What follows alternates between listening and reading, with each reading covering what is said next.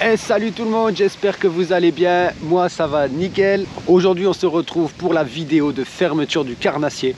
Nous sommes le 28 janvier 2024 et en fait c'est le dernier jour pour pouvoir pêcher le carnassier. Et pour l'occasion j'ai voulu tester une technique justement qui se prête très bien aux conditions climatiques que nous avons actuellement, où les pêches sont difficiles en plein hiver.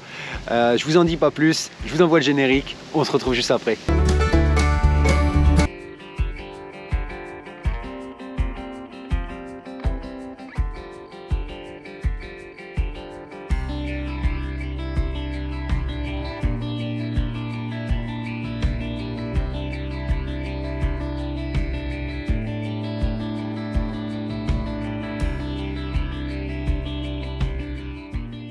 Bah, je bois un petit café avec vous, tranquille. On va discuter un peu. Hein. Donc là, concrètement, c'est un spot qui est public, qui est très connu, en fait, très reconnu maintenant pour le sciure. Concrètement, la PPMA de Toulouse a même d'ailleurs pour projet de le passer en sciurodrome, tellement il y a de sciure. Bon, avant, il y avait aussi du brochet. Bon, normalement, il est censé avoir un peu de tout, mais c'est vrai que ces dernières années, le sciure a vraiment pris le pas sur les autres espèces. Donc c'est pour ça j'ai mis un joli morceau de maquereau et on va voir. Donc j'aimerais bien, moi personnellement je préférerais faire un gros brochet. Si après il n'y a pas, et ben autant que ce soit un gros sciure qui morde, hein, ce serait top. Bon, de toute façon il faut se dire, j'ai la canne pour, j'ai un corps de ligne, donc la tresse elle est en 40 centièmes, c'est une tresse à sciure en fait. Le bas, donc j'ai mis une partie de fluorocarbone en 40 centièmes, non, en 80 centièmes, un plomb de 50 grammes, histoire qu'il reste bien sur le fond quand même, parce que là en plus aujourd'hui il y a du vent, donc j'espère d'ailleurs que ça va les activer un peu. Donc un plomb en 50 grammes, bas de ligne en acier, et j'ai rajouté en fait un deuxième triple. À l'origine sur ces bas de ligne acier il n'y avait qu'un seul triple, là j'en ai rajouté un, histoire d'en mettre un de chaque côté du maquereau, comme ça concrètement, mais à la touche je suis sûr déjà de les avoir. Maintenant encore faudrait-il qu'il y ait de la touche, ça c'est pas dit. Bon, ça y est, le café est terminé, donc maintenant ce que je vais faire tranquillement, je vais monter la canne à drop shot. Bon, c'est un peu relou parce qu'il y a vraiment beaucoup de vent aujourd'hui, hein. Je sais pas si vous voyez, regardez un peu l'eau bien plissée là. Donc il y a quand même pas mal de vent, c'est pas grave, même s'il n'y a pas beaucoup de fond, je vais plomber en 10 grammes, histoire d'être sûr d'être bien sur le fond, de pouvoir maintenir ma bannière. Et je vais faire ça jusqu'à temps, je croise les doigts, mais jusqu'à temps d'entendre le moulin du Prorex là, siffler comme pas possible, ça ferait vachement plaisir.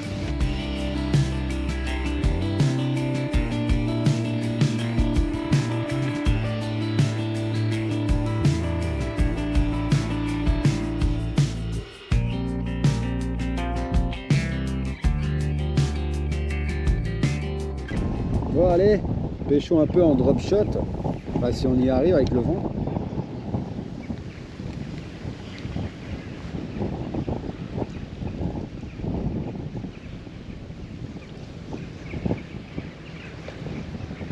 J'ai aucun ressenti, aucun ressenti, le vent il est trop puissant, la bannière, regardez comment elle part dans tous les sens.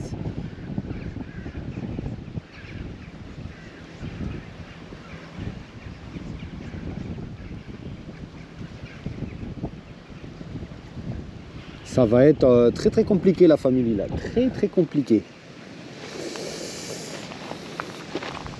Ça va être dans le genre extrêmement complexe. Alors je vais essayer de pêcher avec un peu le vent dans le dos, mais en fait je suis un peu bloqué avec ma ligne pour pêcher réellement le vent dans le dos. Là par exemple, là je sens.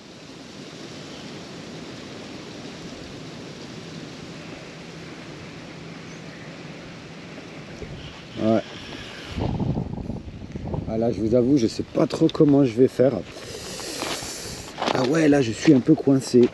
En fait le problème aussi je pense, hein, c'est que dans tous les cas ils pourront pas ressentir vraiment la vibration. Donc je sens qu'il faut, en fait il va falloir que je trouve autre chose, une autre solution. Je vais vraiment être franc avec vous, en fait la famille. À l'origine j'avais pas du tout prévu cette vidéo. Enfin j'avais pas prévu cette vidéo comme ça, on va dire. À l'origine je voulais faire tout, donc pendant toute la semaine en fait, je voulais faire le street fishing toulousain, donc vraiment que le canal en partant de l'embouchure jusqu'à Ramonville. Et en fait, ce qui s'est passé, c'est qu'après 2 jours entiers à pêcher sans aucune touche, et ben, j'ai pris quelques renseignements et en fait, j'ai appris que même les habitués du street n'y vont plus parce qu'il n'y a plus rien qui donne. Il n'y a vraiment plus rien qui donne actuellement dessus. Donc, je suis tombé en fait un soir par hasard sur la vidéo. Enfin, d'abord, je voulais pêcher au vif. Ensuite, voilà, vu que ça mordait pas, je voulais pêcher au vif. Et là, je me suis retrouvé à aller chez Liberty Pêche, donc le magasin où j'ai travaillé l'année dernière. Enfin, il y a 2 ans maintenant. Et pareil, malheureusement, le fournisseur a arrêté les vifs à cause de la pression des animalistes. Voilà quoi. Bref, donc malheureusement, vous comprenez qu'en période hivernale, avec un froid avec des conditions pareilles, c'est compliqué de perdre une journée à essayer de faire des vifs. D'ailleurs, j'ai un copain qui a essayé, il a fait peanuts, le pauvre aussi. Et en fait, je suis tombé le soir même, j'étais en train de cogiter, à savoir, mais merde, qu'est-ce que je vais faire comme vidéo pour la fermeture à ce rythme-là, en fait. Et je suis tombé sur la vidéo de Sylvain Legendre, Mission Impossible, les dernières qu'il a fait, sur la pêche aux morts posées. Et je me suis dit, punaise, en plus, vu que ça a l'air de vraiment cadrer de très gros poissons, mais je me suis dit, mais après tout, pourquoi pas? De toute façon, je ne peux pas pêcher au vif, on n'arrive plus à s'en fournir pour le moment. Alors je me suis dit, au final, pourquoi pas? Donc, je suis allé à la poissonnerie, j'ai pris un gros maquereau, et puis, voilà, je tente le coup. Je tente mon coup, donc on verra. Mais concrètement, aujourd'hui, c'est la dernière chance pour moi de faire un poisson avant la fermeture du carnassier. Donc, soit ça passe, soit ça casse.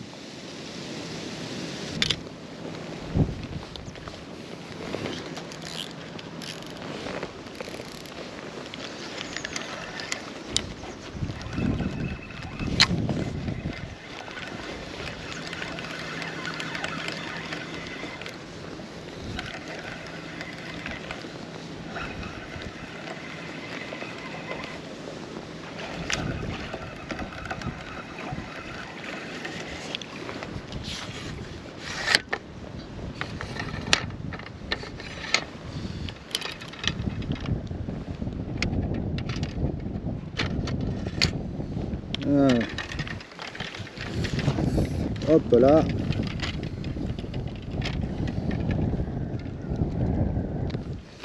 Allez. Allez, la famille, on change de poste.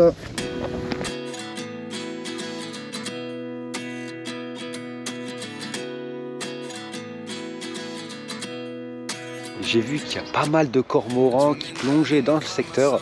Donc je me suis dit, il doit forcément y avoir du fourrage. S'il y a du fourrage, il y a aussi du bois mort, il y a un peu tout ça. Donc ça peut être pour moi des zones très très propices à ce que des carnassiers s'y tiennent. Donc je pose ça là.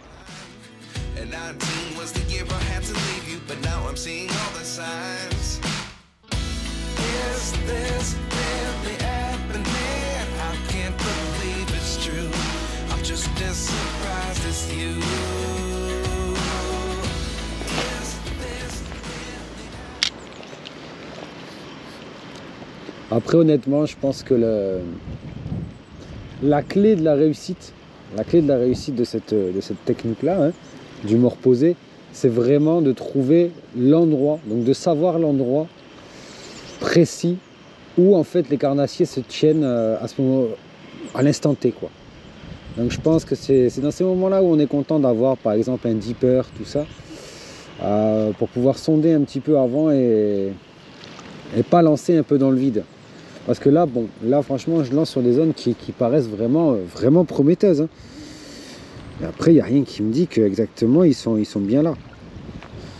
Alors c'est sûr que si on était dans un pays, dans un département, dans tout ce que vous voulez, dans un endroit qui avait une densité incroyable de carnassiers, comme vous pouvez trouver dans certains de nos pays voisins, là, à ce moment-là, c'est sûr que c'est un carton plein.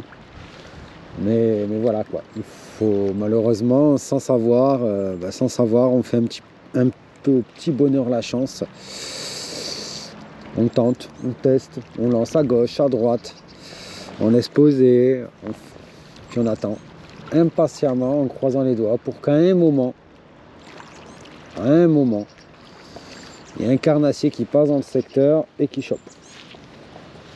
Bon, bah en attendant, on va se refaire un café, les potes. Il n'y a que ça à faire.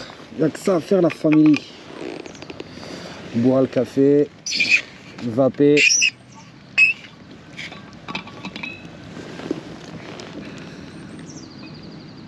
Boire le café, vaper. Voilà, tout ce qu'il y a à faire aujourd'hui. Bon, j'ai l'impression que le vent s'est quand même calmé. Voir Jouette sur une zone peut-être un peu plus à l'abri du vent. Je finis mon café tranquille et puis je vais passer sur. Je vais remonter la canne là en drop shot. Ouais. J'ai envie de repêcher un peu en drop shot. Ça va peut-être donner quelque chose, je sais pas, une perche, peut-être. Ce qui serait pas mal.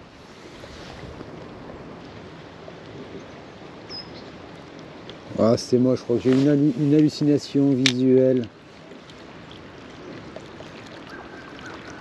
J'avais cru voir le sillon de la canne bouger en fait, mais non.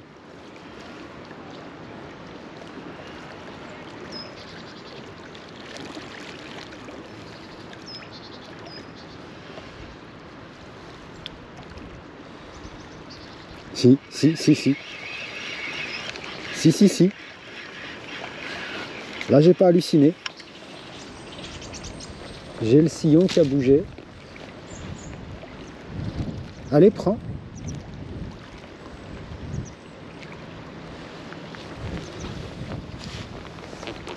Je vais surveiller vite fait quand même parce que ça a mis un beau pet.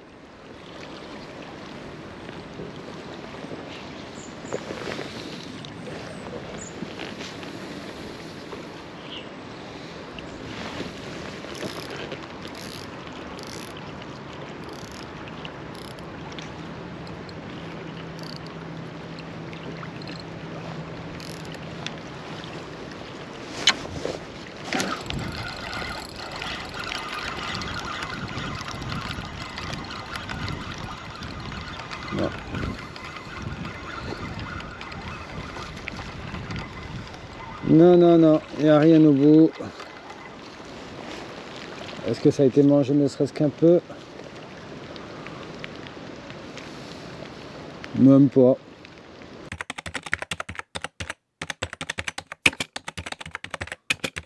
Bon, eh ben on est retourné sur le poste précédent.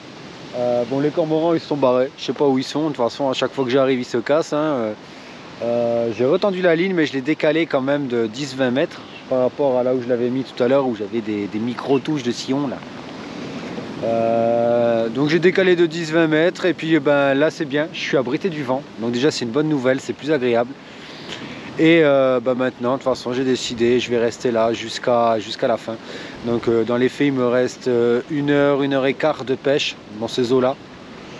Il me reste 1 heure et quart pour faire un poisson et avant voilà, avant la fin, avant la fermeture quoi.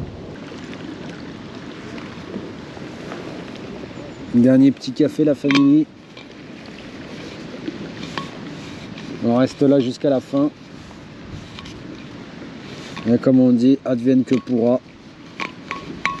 Bah, je viens de croiser deux anciens là. Deux anciens qui habitent à côté, hein, qui viennent faire leur petite balade ici comme ça tous les jours. Et là ils me disent que ça fait que ça fait un bail qu'ils n'ont pas vu de pêcheurs. D'ailleurs ils m'ont confirmé que là ils ont fait le tour du lac. Hein. Ils m'ont confirmé que j'étais bien le seul pêcheur aujourd'hui sur ce lac. Alors que d'habitude quand même, à la belle saison il y a quand même du monde hein, sur ce lac, mais là visiblement je suis le seul.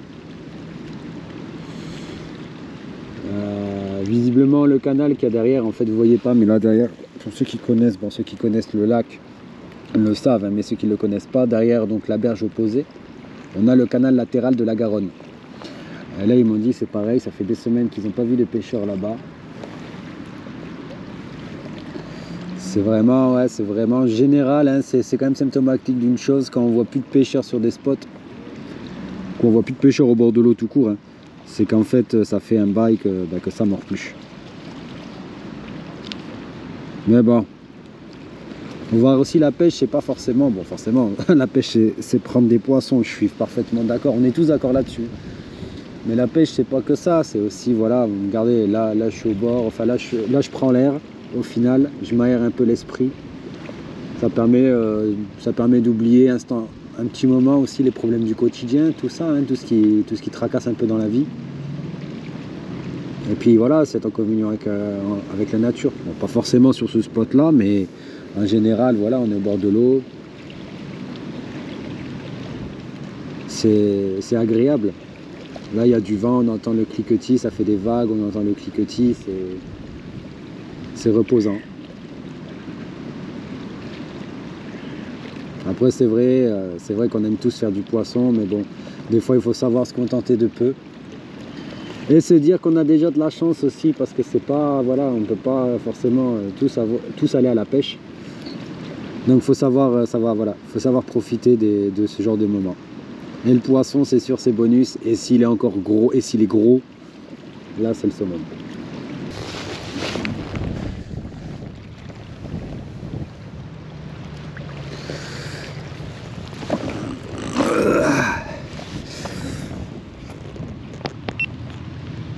Je suis quand même allé vérifier au cas où le fil s'était détendu et que je ne l'avais pas vu, parce que là, concrètement, là où j'ai mis le sillon, il est caché, en fait, je suis caché par les herbes.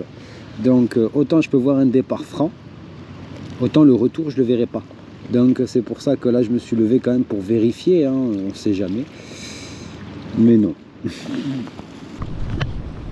Bon, c'est pas tout ça, mais je vais quand même refaire un peu de drop shot. Quand même refaire un peu de drop, on sait jamais, hein, tu sais. Allez, on va refaire un peu de drop.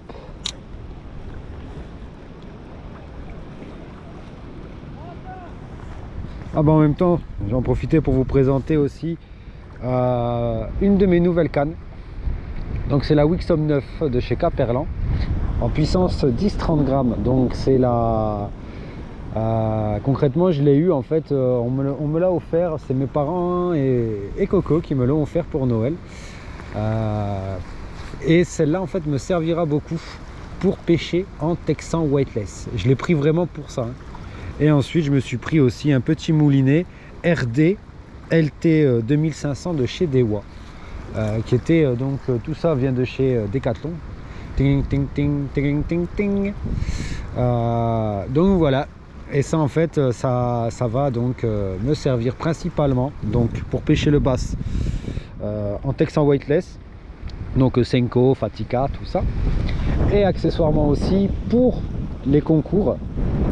Où je vais pêcher beaucoup avec des leurres souples pour gratter le fond un petit peu plus, pour pêcher par exemple la perche, le cendre au leurre souple. Donc voilà, et en même temps j'en ai profité pour vous présenter cette petite canne qui est très sympa, en 2,10 m en plus. Et franchement, bon, j'avoue que j'ai pas encore pris de poisson avec, mais j'ai un très bon ressenti, un très bon feeling avec. On ressent vraiment tout, il y a un retour d'information incroyable sur cette canne, une résonance assez ouf.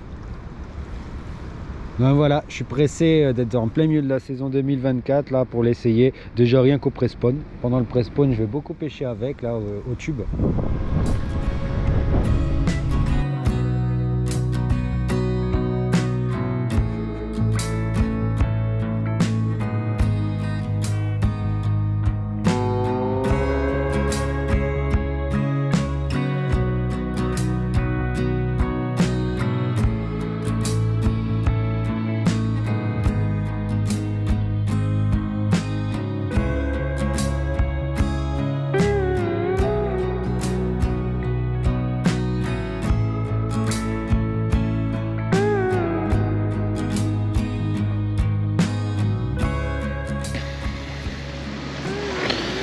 On va ranger le matériel, on rentre, session terminée.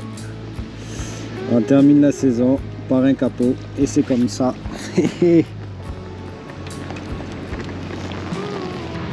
voilà la famille, ben, la session est terminée, la dernière session de la saison 2023 est terminée et j'ai terminé sur un capot. Mais après bon ben, c'est tout, ça arrive. Je savais déjà que ben, tout le mois de janvier a été compliqué d'ailleurs. Depuis les années maintenant que je pêche, c'est vraiment le mois de janvier le plus compliqué que j'ai pu connaître à la pêche. Et j'ai l'impression, en fait, pour en avoir parlé un petit peu avec d'autres pêcheurs au CNPL, tout ça, hein, ben que c'est un petit peu général. Et d'ailleurs aujourd'hui j'étais le seul au bord de l'eau, donc je pense, voilà, vu que c'est un spot qui d'habitude est assez pêché, que le fait qu'il n'y ait aucun pêcheur, symptomatique aussi de la chose. Mais bon, on va dire la météo ne nous a pas aidé sur ce mois de janvier. Les successions de vagues de froid, vagues de froid et redoux, concrètement ça a tué toute l'activité. Les poissons sont perdus, ils savent pas où se mettre.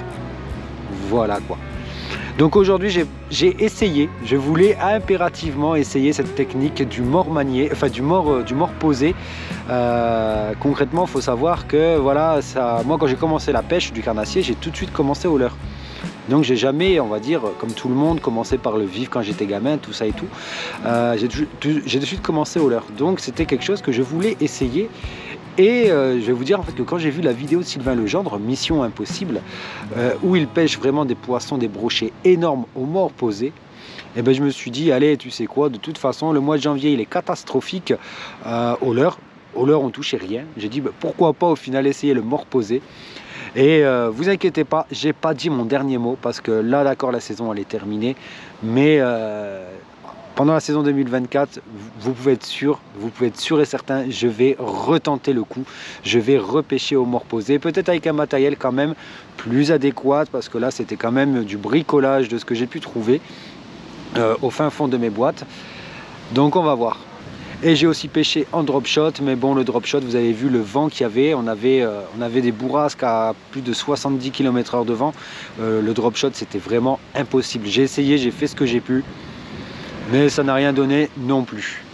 Je me suis longtemps justement aussi par contre demandé si j'allais vous publier ou pas cette vidéo.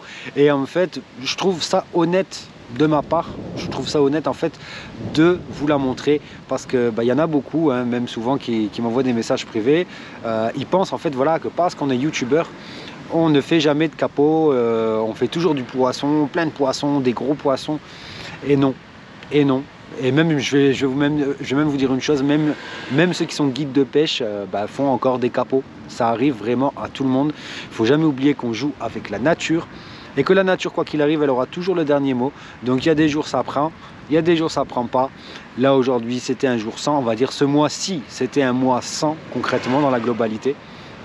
Mais bon, c'est pas grave, ça fait partie du jeu. Et puis voilà, au moins j'ai passé une bonne matinée au bord de l'eau. Ça m'a fait du bien, j'ai pris l'air frais, c'était vachement cool. Bon, c'est sûr que s'il y avait eu un poisson, ça aurait été un plus. Mais c'est comme ça, c'est pas grave. En tout cas, donc si vous avez aimé la vidéo, la famille, qu'est-ce qu'on fait? On like, on like, on like. On commente d'ailleurs, j'aimerais savoir en commentaire, vous, dites-moi, vous, comment s'est passé votre fermeture? Est-ce que vous nous avez fait du poisson ou est-ce que, comme moi, vous êtes capot, hein? Voilà, n'oubliez pas non plus de partager la vidéo. N'oubliez pas non plus de vous abonner. Si toi qui me regardes, tu n'es pas encore abonné, c'est le moment de t'abonner et d'activer la cloche de notif pour ne louper aucune des vidéos de la chaîne. Et avant de vous quitter, juste un petit rappel, dimanche va sortir une vidéo qui est très importante. Alors je sais que ce ne sera pas le genre de vidéo qui est fait pour gagner des abonnés ou qui est fait voilà, justement pour avoir du like, pas du tout. Ça va être une vidéo en fait où je vais vous expliquer un petit peu qu'est-ce que je vais faire pendant cette saison 2024. Il va y avoir quelques changements, ça va être très important que vous regardiez cette vidéo. Donc voilà, soyez au rendez-vous dimanche, je vous en dirai plus pour l'heure, tout ça et tout. Sur ce, maintenant que je vous ai dit tout ça, il est temps pour moi de rentrer à la maison. Donc avant de vous quitter, n'oubliez pas la famille, je vous kiffe de ouf.